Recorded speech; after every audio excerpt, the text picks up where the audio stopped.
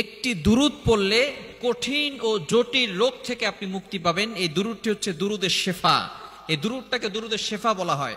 এই দুরূদটা যদি পড়ে আপনি পানিতে ফু দিতে পারেন, এরপরে ওই পানিটা খেলে আল্লাহ পাক রব্বুল আলামিন কঠিন ও জটিল রোগ থেকে আল্লাহ তাআলা আপনাকে হেফাজত করবেন। মনে রাখবেন, আল্লাহ তাআলা কিন্তু কোরআনের ভিতরে শেফা দিয়েছেন।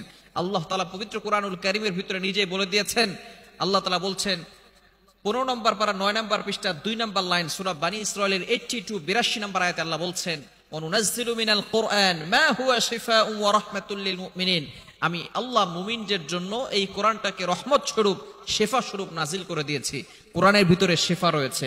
নবীজি সাল্লাল্লাহু আলাইহি সাল্লামের উপরে দুরূদ পাঠ করা এটাও কিন্তু অত্যন্ত ফজিলতপূর্ণ এবং গুরুত্বপূর্ণ একটি ইবাদত। বিশেষ করে আমরা কোরআনের ভিতরে শেফা আছে এই কোরআনটাকে বিশ্বাস করতে চাই না। আমরা অনেক সময় ডাক্তারের কাছে চলে যাই। হ্যাঁ, অবশ্যই ডাক্তারের কাছে যাবেন, তবে আপনাকে আল্লাহর কাছে দোয়াও করতে হবে। দোয়াও লাগবে, দাওয়াও লাগবে। খুবই চমৎকার একটি দুরূদ। এই দুরূদটি নবীজি সাল্লাল্লাহু আলাইহি সাল্লাম জানিয়ে দিয়েছেন, দুরূদের শেফা বলা হয়। দুরূদটি হচ্ছে আল্লাহুম্মা সাল্লি আলা মুহাম্মাদিন বিআদাদি কুল্লি দাইন ওয়া দাওয়াইন ওয়া বিআদাদি কুল্লি ইল্লাতিন ওয়া শিফা। খুবই চমৎকার একটি দোয়া। আপনি প্রথমে নবী সাল্লাল্লাহু আলাইহি সাল্লামের উপরে শান্তি রহমত বর্ষণ করার জন্য দোয়া করছেন, আল্লাহুম্মা সাল্লি আলা সাইয়্যিদিনা মুহাম্মদ। আপনি নবীজি সাল্লাল্লাহু আলাইহি সাল্লামের উপরে কি করছেন? দোয়া করছেন, রহমতের দোয়া করছেন।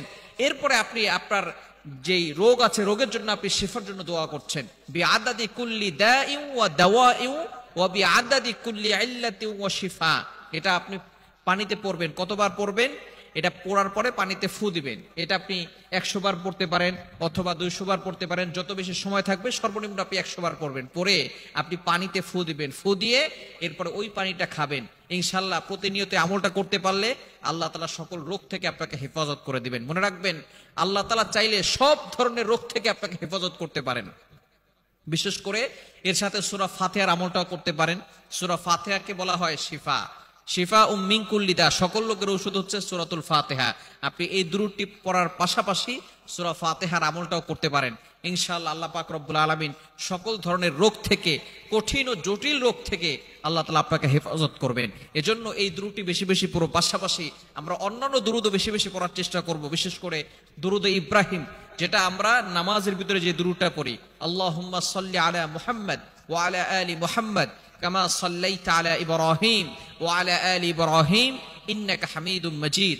আল্লাহুম্মা বারিক আলা মুহাম্মদ ওয়া আলা আলি মুহাম্মদ কামা বারাকতা আলা ইব্রাহিম ওয়া আলা আলি ইব্রাহিম ইন্নাকা হামিদুম মাজিদ।